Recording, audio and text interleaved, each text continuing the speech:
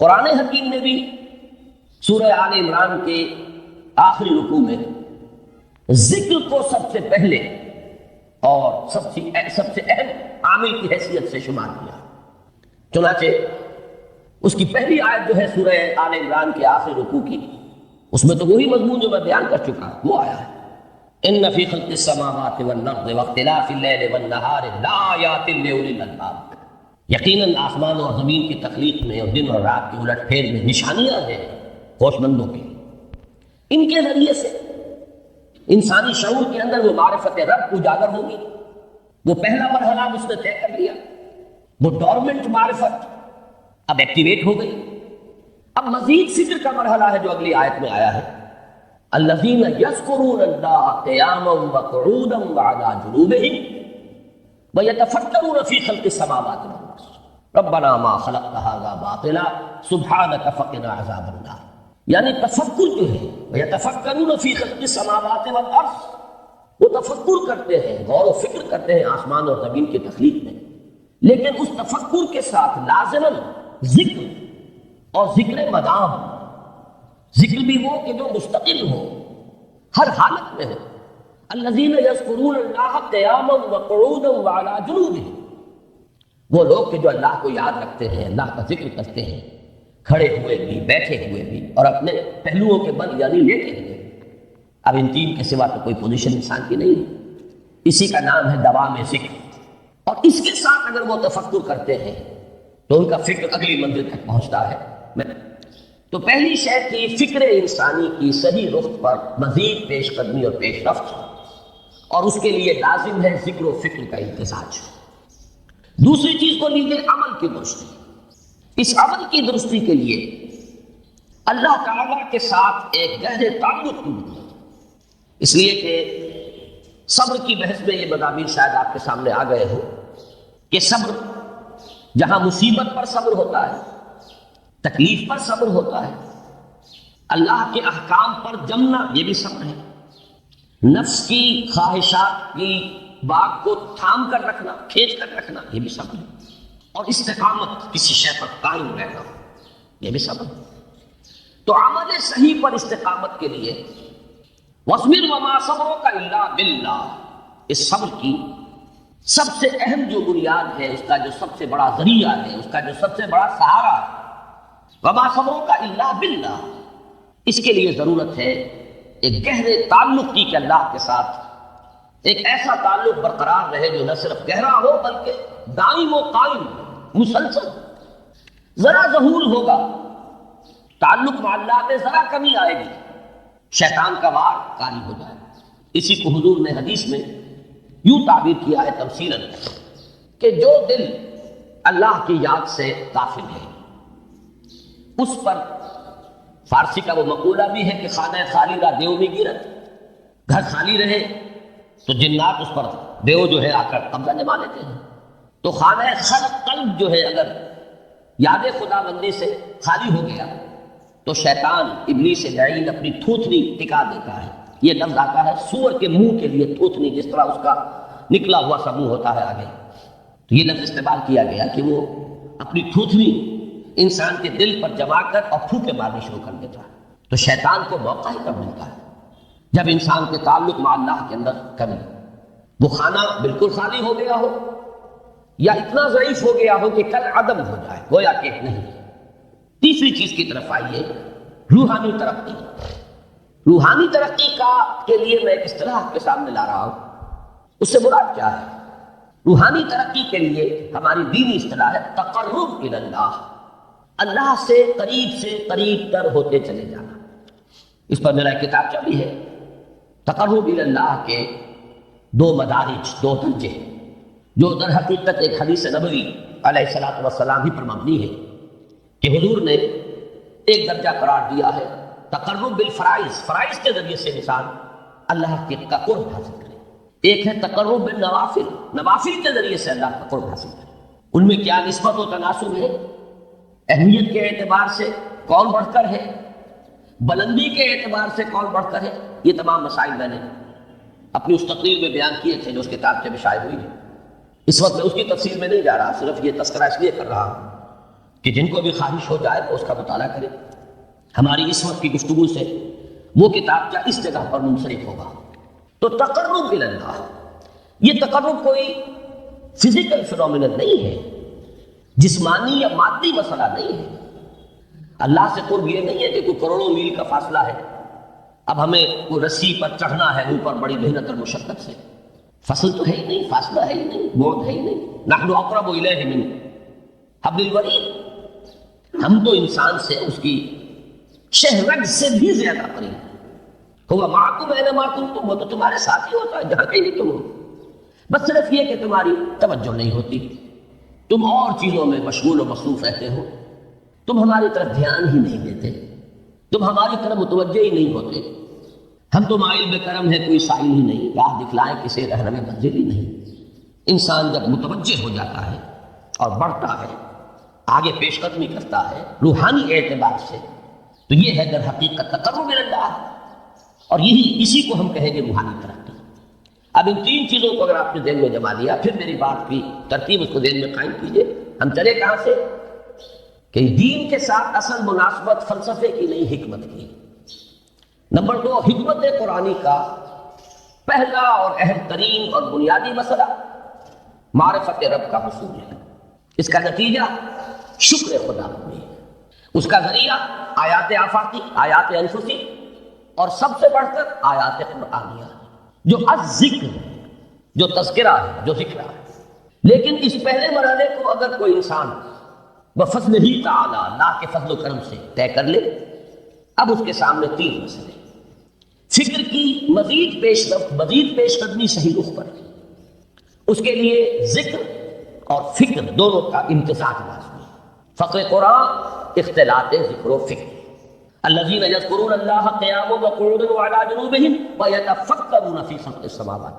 دوسری شے عمل کا درست رہنا، نہ افراط و تفریط ہو، عدم توازن ہو، نہ انسان نفس سے مغلوب ہو جائے، نہ انسان جذبات کی رو میں اندھا ہو جائے، نہ انسان ماحول سے مرعوب ہو کر متاثر ہو جائے، صحیح رخ پر اس کا عمل۔ نمبر 3، روحانی ترقی، جو اصل حاصل ہے، جو اصل مقصود ہے۔ نمبر 2 چیز کے لیے تعلق مع اللہ ضروری، نمبر 3 کے لیے تقرب الی اللہ۔ اب غور کیجئے، ان تینوں چیزوں کا بڑا گہرا تعلق ہے نماز کے ساتھ۔ ان تینوں کے لیے ستون کی حیثیت نماز کو ہے۔ لہذا ایمان کے بعد یا معرفت رب کے بعد حکمت دین کا اہم ترین مسئلہ نماز، صلاۃ، اس لیے کہ ایک طرف یہ انسان کو اللہ کے ساتھ ایک گہرے تعلق کا ذریعہ فراہم کرتی ہے، اپنے تمام مصروفیات میں سے، ان مشغولیتوں میں جن میں گم ہونے کا خدشہ ہوتا ہے، نکلو۔ 24 گھنٹے کے معمولات میں سے کم 5 مرتبہ تو لازماً نکلو، اور اپنے آپ کو ذرا، اپنے حواس کو بھی، اپنی باطنی کیفیات کو بھی ذرا تازہ کرو۔ اگر کوئی گندگی، نجاست، کسی طرح کی ناپاکی کا کوئی معاملہ ہے، طہارت حاصل۔ طہارت سے تمہارے اندر روح کو بھی بالیدگی ہوگی، تمہارے حواس بھی تازہ ہوں گے، تم گویا کہ بحیثیت کل تمہاری ہستی چاق و چوبند ہو جائے۔ وہ کسر، وہ سستیاں، وہ جو ایک کثافتیں ہوتی ہیں، ان سب سے نجات حاصل کرو، اور اب اپنے رب کے حضور میں کھڑے ہو جاؤ، اس کے ساتھ اپنا عہد بھی تازہ کرو، اس کی اہم صفات کو بھی اپنے ذہن میں پھر مستحضر کرو۔ یہی وجہ ہے، دیکھیے میں نے جو آیات آپ کو شروع میں سنائی تھی، سورہ لقمان کی 2 آیتیں، پہلی آیت میں اس کا ترجمہ کر چکا، دوسری آیت وَلَقَدْ وَإِذْ قَالَ لُقْمَانُ لِابْنِهِ وَهُوَ يَعِظُهُ يَا بُنَيَّ لَا تُشْرِكْ بِاللَّهِ إِنَّ الشِّرْكَ لَظُلْمٌ عَظِيمٌ۔ اس کے بعد درمیان میں کچھ مضمون آ کر پھر وہ آیت مبارکہ آئی، یا بنی اقم الصلاۃ وامر بالمعروف وانہ عن المنکر واصبر علی ما اصابک۔ گویا کہ اہم ترین چیز، بنیادی ترین چیز، اللہ کو محض پہچان لینا کافی نہیں ہے، یاد رکھنا ضروری ہے۔ اللہ یاد رہے گا تو فکر صحیح آگے بڑھے گا، اللہ یاد رہے گا اور اس کے ساتھ ایک گہرا تعلق جو ہے برقرار رہے گا تو عمل درست رہے گا۔ بالکل یہی بات سورہ طٰہٰ میں جو پہلی وحی حضرت موسیٰ علیہ السلام پر ہوئی، اور پہلا مخاطبہ ہے چونکہ حضرت موسیٰ کو یہ انبیاء کرام کے مقدس گروہ میں ایک امتیازی حیثیت حاصل ہے کہ ان سے براہ راست گفتگو ہوئی ہے، اگرچہ صرف ایک پردہ تھا، اوٹ من برائے حجاب گفتگو ہوئی ہے، لیکن یہ کہ کوئی فرشتے کا درمیانی جو ہے وہ لنک نہیں تھا، براہ راست اللہ تعالیٰ نے حضرت موسیٰ علیہ السلام سے کلام فرمایا۔ کلم اللہ موسیٰ تکلیما، موسیٰ سے تو اللہ نے کلام فرمایا جیسے کہ کلام کیا جاتا۔ تو پہلا مخاطبہ ہے، یہ پہلا مکالمہ ہے، پہلی وحی کہیے، اسی میں یہ الفاظ بھی موجود ہیں، اننی انا اللہ لا الہ الا انا فاعبدنی واقم الصلاۃ لذکری۔ یہ گویا کہ حکمت قرآنی کا ایک بہت بڑا خزانہ ہے یہ آیت مبارکہ، کہ خود حضرت موسیٰ علیہ السلام کو جو ہدایت دی جا رہی ہے، میں ہوں، میں اللہ، اننی انا اللہ لا الہ الا انا، میرے سوا کوئی معبود نہیں، فاعبدنی، بس میری بندگی، میری عبادت، میری پرستش، میری محبت، اس کو اختیار کرو، وَأَقِمِ الصَّلَاةَ لِذِكْرِي، اور نماز کو قائم رکھو میری یاد میں۔ بلکہ اسی سلسلہ کلام میں آگے چل کر سورہ طٰہٰ میں آتا ہے، کافی گفت و شنید کے بعد جب حضرت موسیٰ نے کچھ معذرت بھی کی، کچھ دعائیں بھی کی، اللہ نے ایک دعا قبول بھی کی کہ ان کے بھائی کو بھی شریک کر دیا، حضرت ہارون کو بھی۔ اس کے بعد پھر جب فرمایا کہ اب جاؤ فرعون کی طرف، تو اس میں فرمایا وَلَا تَنِيَا فِي ذِكْرِي، اور دیکھنا یہ جو عظیم مشن تمہارے کندھے پر آ گیا ہے، بڑا بھاری اور کٹھن ایک فرض ہے جو تم پر عائد ہو گیا ہے، اس کے لیے سب سے بڑی تمہارے پاس جو قوت کا ذریعہ ہے وہ نماز ہے۔ فَلَا تَنِيَا عَنْ ذِكْرِي، میری یاد میں کبھی غفلت نہ کرنا، اس میں کبھی کوئی کمی نہ آنے دینا۔ جیسا کہ میں نے عرض کیا تھا کہ جیسے ہی وہ تعلق جو ہے کمزور پڑتا ہے یا منقطع ہو جائے معاذ اللہ، تو پھر انسان گویا کہ شیطان کے لیے لقمہ تر بن جاتا ہے۔ اب آپ غور کیجئے، تیسری شے تقرب الی اللہ، اس کے حوالے سے بھی جو فرائض اور نوافل کی بات ہے اس کو اس وقت ذہن سے نکال کر یہ سمجھیے کہ اس میں نماز کا کیا مقام ہے، اس لیے کہ نماز فرض بھی ہے، نماز نفل بھی ہے، وہ تو دونوں میں شریک ہو جائے۔ اب اس کو لفظ صلاۃ کے حوالے سے آپ ان دونوں چیزوں کو سمجھیے، صاد لام واو یا یہ چونکہ حروف علت ایک دوسرے سے بدلتے رہتے ہیں، یہ جو مادہ ہے اس کی جو خالص لغوی اصل ہے، جو خالص عربی زبان میں اس کا بنیادی مفہوم ہے، وہ آگ جلانا یا آگ تاپنا یا آگ سینکنا، حرارت حاصل، لہذا بار بار آتا ہے جہنم کے ذکر میں، اسلوہا، اب جلو اس میں، تاپو اس کو، یہ سینکے گی تمہیں۔ بلکہ تفتلون کا لفظ آیا ہے حضرت موسیٰ کے کلام میں، جب وہ گئے تھے کوہ طور پر، جب پہنچ گئے تو تھے آگ کی تلاش میں، لعلکم تفتلون، تو اپنے اہل خانہ سے یہی کہا تھا کہ مجھے کہیں وہ روشنی نظر آ رہی ہے، غالباً کوئی وہاں سے آگ مل سکے گی، ورنہ یہ کہ کوئی رہنمائی کو رستہ مجھے مل سکے گا، میں وہ آگ لے آؤں گا، کوئی چنگاری وہاں سے لے آؤں گا، لعلکم تفتلون، تاکہ تم، اب یہ اصطلاح در حقیقت باب افتعال ہے، اور یہ تے یہاں پر کوئے کی شکل اختیار کر گئی، تاج قومن کی صورت اختیار کی، سواد کی وجہ سے۔ بہرحال اس کا سب سے بنیادی مفہوم جو ہے وہ ہے تاپنا، سکائی حاصل کرنا، حرارت۔ اس کے حوالے سے سمجھ لیجئے کہ سب سے بنیادی تعلق اس کا جو ہے وہ روح کے ساتھ ہے۔ روح میں محبت خداوندی کی آگ اگر ٹھنڈی پڑ گئی ہو، اگر محبت خداوندی کی حرارت میں کمی ہو گئی تو اس کو اثر نو، جس کو کہ میں آج سوچ رہا تھا تو ایک لفظ ذہن میں آیا کہ جیسے بیٹری اس کو ریچارج کیا جاتا ہے، اسی طریقے سے روح کے اندر محبت خداوندی کی اس حرارت کو اثر نو تازہ کرنا، یہ ہے در حقیقت نماز کا اصل۔ اس لیے کہ اس لفظ کا بنیادی مفہوم، اصل لغوی مفہوم تو یہ، اگرچہ اس کا سب سے زیادہ کثرت سے جو استعمال ہوتا ہے، اور لفظ صلاۃ جس سے در حقیقت جس تصور پر مبنی ہے وہ ہے اقدام، کسی کی طرف متوجہ ہونا اور پھر دعا۔ صلاۃ کا سب سے قریبی مفہوم لفظی جب بیان کیا جائے گا، اس سے مراد، اس کے معنی، تو دعا اس میں اہم ترین ہے۔ کسی کی طرف توجہ کرنا، مناجات کرنا، گفتگو کرنا، مخاطبہ، مکالمہ، دعا، یہ در حقیقت صلاۃ کا سب سے بڑا اصطلاحی مفہوم ہے۔ لیکن جو اس کا مادہ ہے، صاد لام واو یا صاد لام یا، اس کا اصل مفہوم جو ہے وہ تاپنا، حرارت حاصل کرنا۔ تو ان دونوں کے حوالے سے عرض کر رہا ہوں، وہ تاپنا اور حرارت حاصل کرنا وہ ہے روح کے اعتبار سے۔ وہ جو کہا اقبال نے کہ مجھے عشق کی آگ اندھیر ہے، مسلمان نہیں راکھ کا ڈھیر۔ یہ عشق کی آگ جب بجھ جاتی ہے، در حقیقت یہی تو انسان کی روحانی موت ہے۔ جب یہ نہ رہے تو چاہے منطق میں بہت انسان ماہر ہو۔ مجھے اقبال کا ایک شعر یاد آیا ہے، تقابل کرتے ہوئے ایک انسان محکوم اور ایک انسان حر، آزاد انسان، ان کی نفسیات میں جو بنیادی فرق علامہ اقبال نے مختلف مواقع پر بیان کیے ہیں۔ محکوم ہے بیگانہ اخلاص و مروت، ہر چند کے منطق کی دلیلوں میں ہے چالاک۔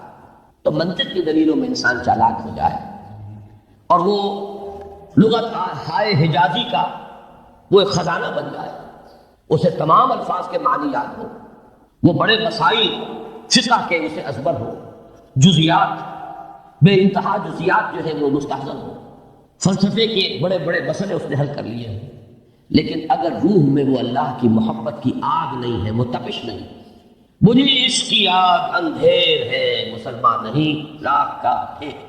اسی کے حوالے سے مجھے یاد آیا تھا کہ وہ جو بڑی سادہ سی ایک نظم ہے، اللہ تعالیٰ سے دعا یا رب دل مسلم کو وہ زندہ تمنا دے، اس میں بھی جو الفاظ آئے ہیں جو روح کو گرما دے اور قلب کو تڑپا دے، یہ ہے اصل جو مقصود ہے نماز۔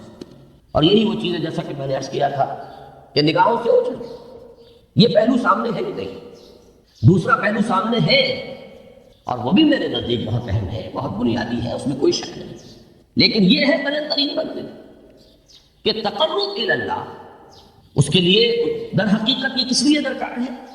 روح کے اندر عشق کی حرارت اور گرمی تازہ ہو۔ بسا اوقات یہ اندر دب جاتی ہے، جیسے انگارہ ہوتا ہے آگ کا، اس کے اوپر خاک اور راکھ آ جاتی ہے، اندر کچھ ہوتی ہے، آگ دبی ہوئی سمجھ، آگ بجھی ہوئی نہ جان، اس دبی ہوئی آگ کو پھر ایک شعلہ بنانا، پھر اس کے اندر ایک حیات تازہ پیدا کرنا، یہ ہے نماز کا اہم ترین اور بلند ترین مقصد۔ لیکن اس کے ساتھ ہی اس نماز میں ذکر ہونا، اس کا یہ ذکر ہے، اور ذکر کی جب میں فہرست بیان کیا کرتا ہوں بہت سے حضرات کے سامنے ہوگا کہ ذکر کا در حقیقت مفہوم ہے استحضار اللہ فی القلب۔ ہمارے ہاں غلطی سے جو ذرائع ذکر ہے انہیں ذکر قرار دے دیا گیا ہے۔ نماز ذکر نہیں ہے، نماز ذکر کا ذریعہ ہے۔ اقیم الصلاۃ لذکری، نماز قائم کرو میرے ذکر کے لیے۔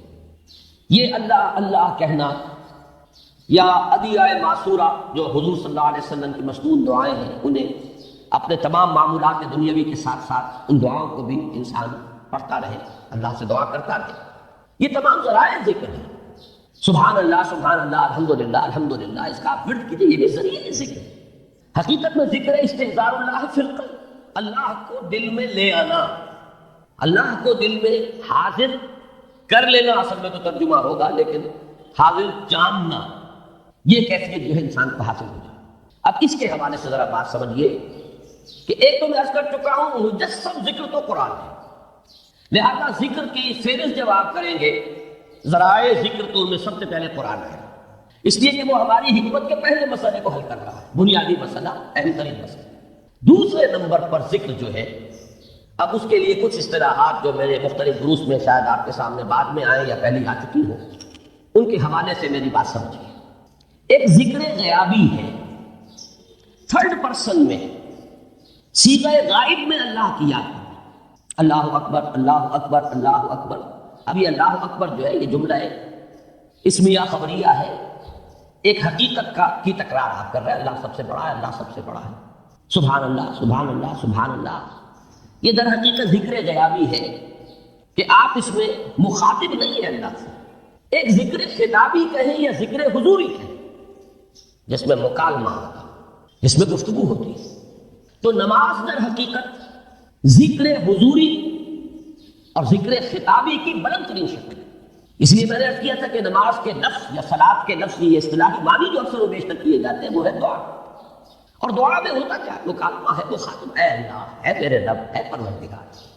پھر یہ کہ اس میں اقدام اور کسی کی طرف متوجہ ہونا، یہی وجہ ہے کہ افتتاح صلاۃ، نماز کو شروع کرنے کے لیے ایک تو وہ الفاظ جو قرآن مجید میں آئے ہیں، انی وجہت وجہی للذی فطر السماوات والارض حنیفا وما انا من المشرکین، یہ ہے توجہ کا ارتکاز، بشرطے کہ یہ صرف الفاظ ہی نہ نکل رہے ہوں، واقعتاً یہ تعبیر ہو اس وقت کی انسان کی نفسیاتی کیفیت کی، کہ شعوری طور پر وہ فیصلہ کرتا ہے کہ میں منقطع ہو رہا ہوں، ہر چہار طرف سے اپنی توجہ کو ہٹا کر، ہر مسئلے سے اپنے آپ کو خالی و ذہن کر کے، یعنی ظاہری اور باطنی دونوں اعتبار سے میں اپنی توجہ کا ارتکاز کر رہا ہوں اس ذات کی طرف جس نے آسمان اور زمین کو پیدا کیا، اور بالکل یکسو ہو کر رہا ہوں۔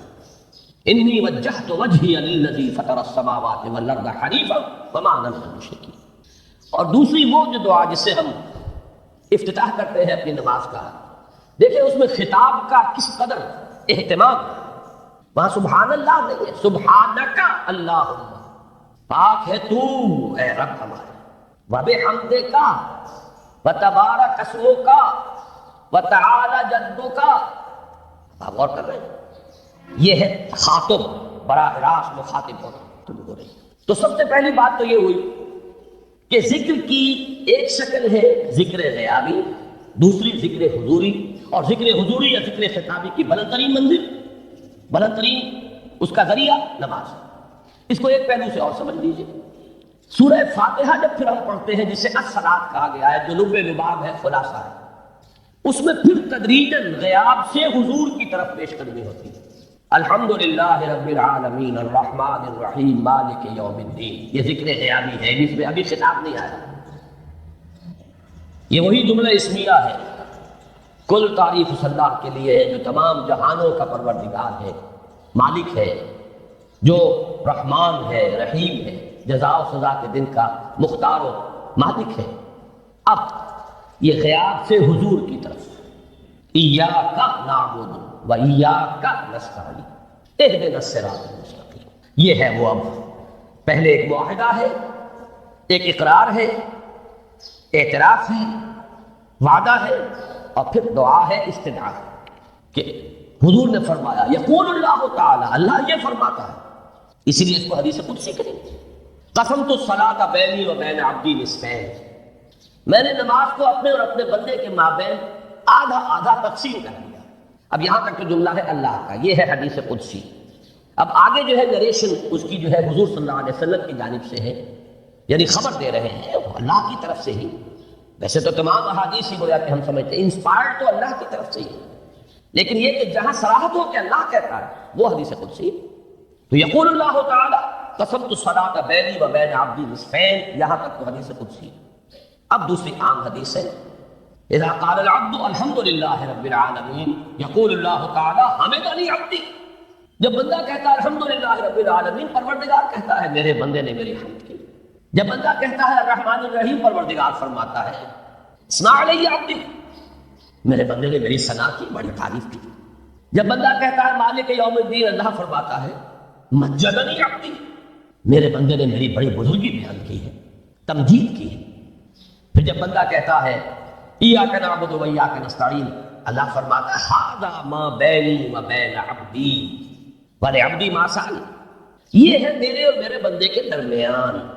یہ تو معاہدہ ہے نا، معاہدے میں تو دو فریق جکڑے جاتے ہیں، بند جاتے ہیں، یہ میرے اور میرے بندے کے درمیان ہے، اور میرے بندے نے جو طلب کیا میں نے دیا، اس لیے کہ اس میں طلب بھی تو ہے، ایاک نستعین، تیری مدد چاہتے ہیں، یہ طلب ہے، اسی کی شرح ہے جو اب آخری 3 آیتیں ہیں۔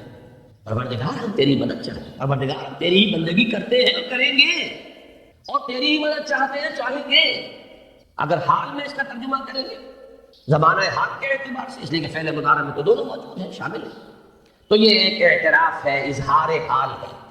اللہ کرے کہ واقعتاً صحیح اظہار حال ہو، ہم واقعی اللہ کی بندگی کرتے ہوئے یہ کہیں کہ ایاک نعبد، ورنہ اگر ہماری اصل صورتحال سے وہ مطابقت نہ رکھتا ہو تو پھر تو ایک طرح کا جھوٹ ہو جائے گا، غلط بیانی ہو جائے گی۔ ایاک نعبد، تیری ہی بندگی کرتے ہیں اور مستقبل میں کیجے کریں گے، یہ ہے عہد، تیری ہی مدد چاہتے ہیں، تجھی سے مدد طلب کرتے، تجھی سے مدد چاہتے رہیں گے، اس کے لیے فرمایا وَلِعَبْدِي مَا سَأَلَ۔ اور پھر اس کے بعد وہ استدعا ہے، اهدنا الصراط المستقیم صراط الذین انعمت علیہم غیر المغضوب علیہم ولا الضالین۔ اس حدیث میں اس کو ایک ہی جملے کو لیا گیا ہے، ایک ہی جملے کی حیثیت سے۔ جب بندہ یہ کہتا ہے تو اللہ فرماتا ہے ھذا لعبدی ولعبدی ما سأل، یہ خالص میرے بندے کے لیے ہے. اس بندے نے ایک درخواست پیش کی ہے اور میں نے گرانٹ کی، وہ اپلیکیشن، وہ ریکویسٹ گرانٹڈ، ہم نے دے دی. وَلِ عَبْدِ مَا سَأَلَ. یہ ہے اس کی تاثیر کا، بشرطے کے معاملہ شعور کے ساتھ، بشرطے کے مطابقت ہو ظاہر اور باطن کی، بشرطے کے مطابقت ہو قول اور فعل کی. تو اس کا اتنا اونچا مقام ہے کہ ایک ایک جملہ ادھر ادا ہوا، ادھر اللہ کی طرف سے ریسپانس مل رہی ہے. افلاک سے آتا ہے نعلوں کا جواب آخر، اٹھتے ہیں حجاب آخر، کرتے ہیں خطاب آخر. خالد کس کو